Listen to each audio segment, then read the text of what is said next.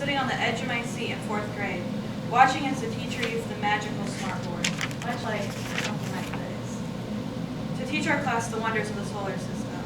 I watched intently as she chose students one by one to drag brightly colored circles across the vibrant, amazing touchscreen, each one standing for a different planet.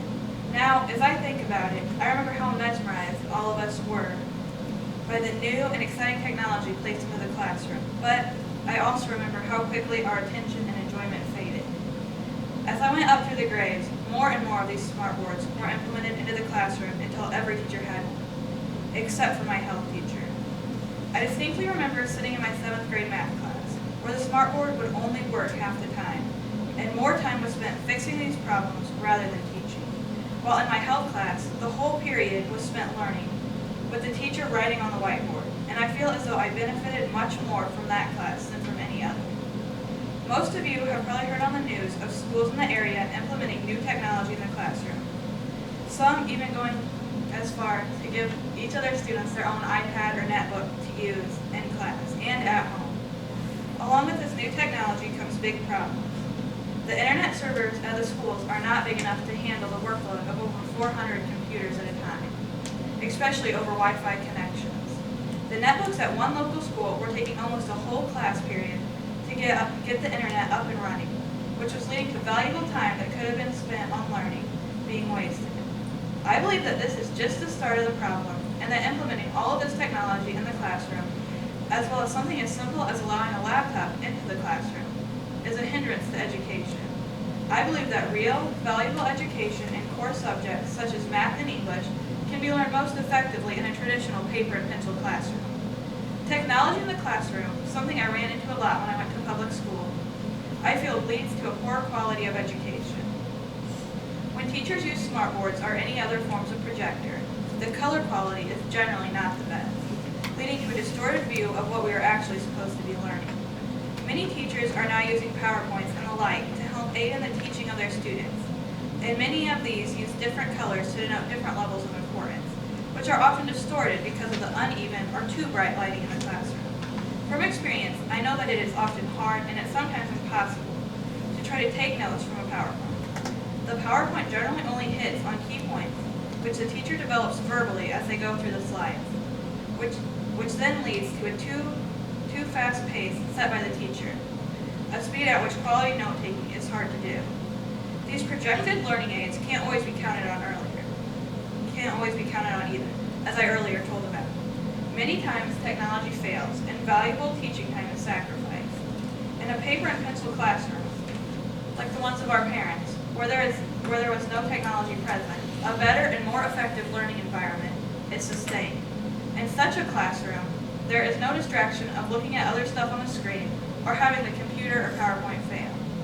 There is no waiting to fire up the computer and having to waste 10 minutes in a no technology classroom. There, teaching can start without delay as soon as the class starts, leading to more time for learning in a less stressed environment, as well as more time to ask questions and get quality answers. I have found it much more effective for myself if the teacher writes out the notes on the whiteboard, because in doing so, it allows the time to copy the much needed notes and keeps the teacher from speeding up. While there is still glare on the whiteboard, I find that it is much easier to work around than the distorted colors of a PowerPoint. I also believe that the traditional way of handing out papers in a classroom is much more effective to make sure that everyone has received the needed information than trying to send it out in a mass email and then having to follow up with a bunch of other emails, fixing what was wrong in the first. Technology is the key to procrastination. A student reported in ABC News a study on what children think of this technology. I find this to be true. I am even guilty of using it in that way during a class period. I find that if a laptop or tablet is brought to class, even with the intent of note-taking, it serves as a mental distraction during class.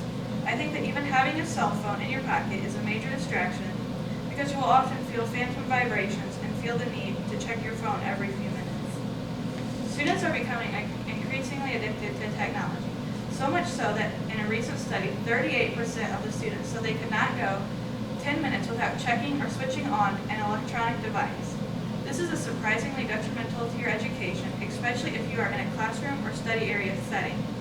Because if you are trying to multitask, you are getting less done than if you would concentrate on one task at a time. if any sort of electronic device is allowed in the classroom, even for note-taking, I feel that the quality of individual learning dramatically declines. If you have your laptop open, or even sitting within reach, you are tempted to open it and your brain is lacking the concentration needed for the class, because your mind is filled with thoughts like, I should just check Facebook really quick, or I wonder if he emailed me back. Just allowing yourself the temptation of these devices often leads to a less than desirable educational experience. Last semester, I brought my laptop to class to try my hand at taking notes that way, and I ended up learning more about what all my friends were doing rather than the correct way of writing a sentence. I feel as though I have already secured a greater amount of knowledge from this class than I have the previous, because I have switched to taking notes with a paper and pencil, which leads me to concentrate more fully on what I am writing and helps me to pay closer attention to what is happening in the class. If you allow a laptop or cell phone in your study area while completing homework, you will often go through a more extended homework time than someone who is sitting in a quiet, uninterrupted area. With the computer in reach, people often think they will get down to business doing their homework as soon as they finish looking at the stream of Facebook updates or these emails. I find that the impact of technology on our generation's education is a negative one. I think that more and more students are starting to notice that they are spending way too much time surfing social media sites rather than doing their homework, and are starting to see the effects of not concentrating fully on one subject at a time. As I conclude my speech, I urge you to get back to a paper and pencil approach to schoolwork. I have done this and I have noticed my grades climbing as well as a greater retaining of knowledge. I believe that with a paper and pencil is where the valuable learning happens, and I hope you now see this matter.